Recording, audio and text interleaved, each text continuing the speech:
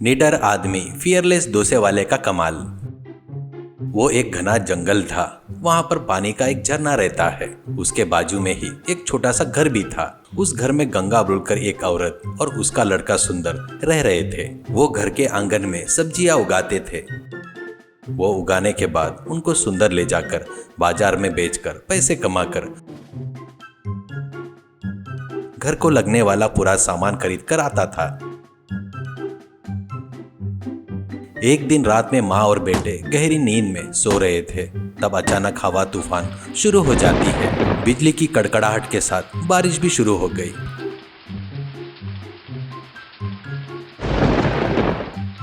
उस हवा से घर की खिड़कियां टक टक करके आवाज कर रहे थे। उससे माँ की नींद खुलकर उठकर बैठकर लड़के को उठाते हुए, बेटा उठ रे, तेरे को ही उठा रही हूँ रे, करके उठाती है। और वो, अरे माँ क्या है माँ, ऐसा कहते हुए उठकर बैठ जाता है। तब माँ, बेटा बारिश हो रही है, शायद वो खिड़कियाँ टक टक टकरा कर आवाज कर रहे हैं, तो मुझे डर लग रहा है बेटा, जाकर उसे बंद कर देना, ऐसा कहती है। वो जाकर खिड़कियां बंद करके, ये डर शब्द मैंने अपनी जिंदगी में पहली बार सुन रहा हूँ, इतना कि डर यानी क्या है, ऐसा सोचकर माँ के पास आकर, माँ खिड़की तो बंद कर दिया है पर डर यानी क्या होता है, वो कैसे रहता है, करके पूछता है। तो माँ, अरे वो सब मुझे पता नहीं बेटा, मुझे नींद आ रही है, कहकर सो जाती है। अब सुंदर, डर क्या रहता है, कैसे रहता है, मुझे तुरंत देखना होगा, ऐसा सोचकर घर से बाहर आकर उस अंधेरे में, उस बारिश में, ओ डर तुम कौन हो, कैसे रहते हो, करके चिल्लाते हुए आगे बढ़ रहा था। वो जाते जाते ऐसे एक घर के सामने आता है। उस घर के आगे एक औरत खड़ी थी। वो सुंदर को देखकर, आगे है क्या बेटा, झूले तक हाथ नहीं पहुँचने से जब से कोई आकर मदद करेगा करके राह देख रही थी। तू थोड़ा अंदर आकर मुझे अपने कंधे पर खड़े रहने दिया तो मैं ऊपर बांध कर रखे मेरे बच्चे को झूले से उतार लूंगी, करके कहती है। पर सच में वो इंसान के रूप में एक राक्षसी थी। वो सुंदर को पैरों से कुचलकर मारकर उसको खा जाना, ऐसी उसकी इच्छा थी। तब सुंदर, ठीक है चलो माँ अंदर चलो, कहते हुए अंदर आया।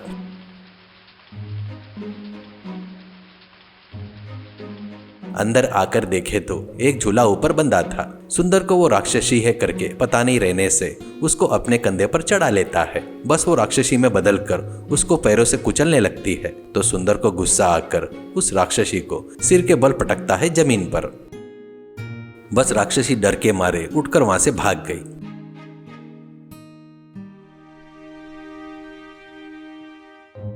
फिर सुंदर उस घर से बाहर आता है। तब सूर्योदय हो जाता है। वो थोड़ी दूर जाने के बाद उसको एक चोरों का गिरोह दिखाई देता है। तब उनका सरदार, ए कौन है रे तू, यहाँ पर चिड़िया भी उड़ने से डरती है, पुलिस भी यहाँ आने से घबराती है, ऐसे तू कौन है बगैर डरे यहाँ पे आ रहा है, करके कहता है। तो सुंदर, वो डर क्या है, कैसे रहता है, देखने के लिए ढूंढते हुए आ रहा हूँ, करके कहता है। वो सुनकर सभी चोर जोर जोर से ठहाके मारकर हंसने लगते हैं। तब सरदार उसको एक तवा और गुंदा हुआ आटा देकर, वो देख उन झाड़ियों के पीछे जो शमशान है ना, वहाँ पर जाकर इस आटे से डोसे बनाकर लेकर आ, तब डर बोले तो क्या है तुझे पता चल जाएगा, करके कहता है। सुंदर, क्या डर वहाँ रहता है क्या, लाओ इधर लाओ, करके वो लेकर चला गया। अब वो शमशान में जाकर एक समाधि के बाजू में पत्थर जमा करके थोड़े से लकड़ियां चुनकर लाकर उन पत्थरों के बीच में डालकर आग जलाता है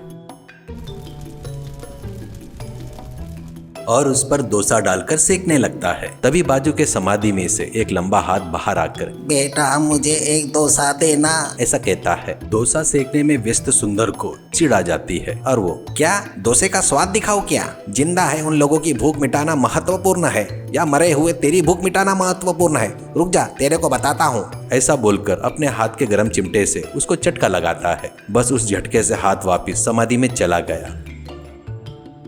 वो डोसे लेकर बाहर आया और वो चोरों को देखकर, जब डोसे बनाने में व्यस्त था तब समाधि में से एक हाथ बाहर आकर मुझे डोसा दो बोलकर बहुत परेशान किया था। मुझे चिढ़ आकर उसको गर्म चिमटे से चटका दिया, बस वो तुरंत वापस समाधि में चला गया, करके कहता है। उसका निडर बना देखकर चोर लोगों को झटका लगता है। तब सरदार, बेटे वो हाथ को तूने चटका दिया क्या, अरे बाप रे, अब तेरे को डर दिखाना हमारे बस की बात नहीं है, अब तू यहाँ से गया तो हमें पुण्य मिलेगा बेटा, तू हमको छोड़ दे बेटा, करके बोलता है। वो ठीक है कहकर वहां से चला गया।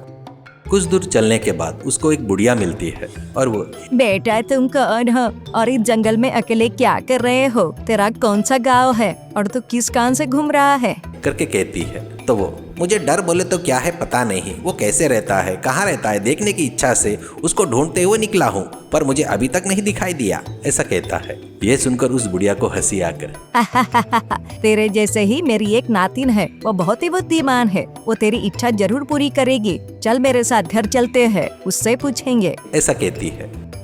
वो उसे लेकर अपने घर आती है। घर में उसकी नातिन थी, उसका नाम मंदाकिनी था। उसकी शादी करना चाहिए बोलकर बुढ़िया कब से प्रयत्न कर रही थी। अब बुढ़िया बेटी इस लड़के को डरिया ने क्या है पता नहीं है सुना है, तू उसको उसके बारे में बताओगी क्या? कर कर उसको घर लेकर आई हूँ करके कहती है। तभी सुंदर अपने बारे में उसको सब कुछ बताता है। तो मंदाकिनी अच्छा तो डर क्या है मैं दिखाऊंगी, ऐसा सोचकर पैर धोकर आओ, खाना परोसती हूँ। करके कहती है। वो जाकर हाथ पैर धोकर आकर खाना खाने के लिए बैठ जाता है। तब मंदाकिनी पहले उसको चावल परोसती है। तो वो एक निवाला लेकर मुंह में डालने जा रहा था। तो वो अरे मेरी याददाश्त को क्या हो गया है, सब्जी का बर्तन लाना ही भूल गई, रुको अभी लेकर आती हूँ। कहकर रसोई में आकर वो बर्तन लेकर आकर सुंदर के आगे रखती है। तभी ढक्कन लगाकर था, उस बर्तन में से टक टक बोलकर आवाज आ रही थी। वो आवाज ऐसे क्यों आ रही है पता नहीं रहने से सब्जी लेने के लिए उस बर्तन का ढक्कन हटाता है। बस उस बर्तन में से एक कबूतर पंख फड़फड़ाते हुए बाहर वहां से उड़ गया। बस सुंदर घबराकर उछलकर पीछे की तरफ गिरता है। तब मंदाकिनी अब तू घबरा गया ना, वो देख उसी को कहते हैं डर। समझ में आया क्या डर बोले तो क्या है? करके कहती है। वो हाँ डर बोले तो क्या है, अभी पता चल गया। मैं अब मेरी माँ के पास जाता हूँ, तुम लोग भी हमारे घर आकर वहाँ पर रहे तो मेरी माँ बहुत खुश होगी।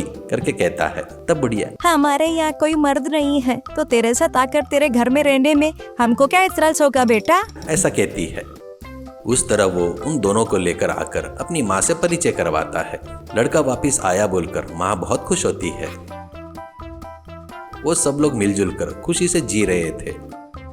तब एक दिन माँ मेरा बेटा शारीरिक मेहनत करके सभी तरह से अच्छा इंसान है, ऐसा मैं सोचती हूँ। ऐसे लड़के को मंदाकिनी जैसी बुद्धिमान लड़की पत्नी बनाकर आई तो उन दोनों की जिंदगी बहुत अच्छी रहेगी। कहकर मंदाकिनी की शादी सुंदर से करवा कर सभी लोग मिलजुल कर और खुशी से जी रहे थे।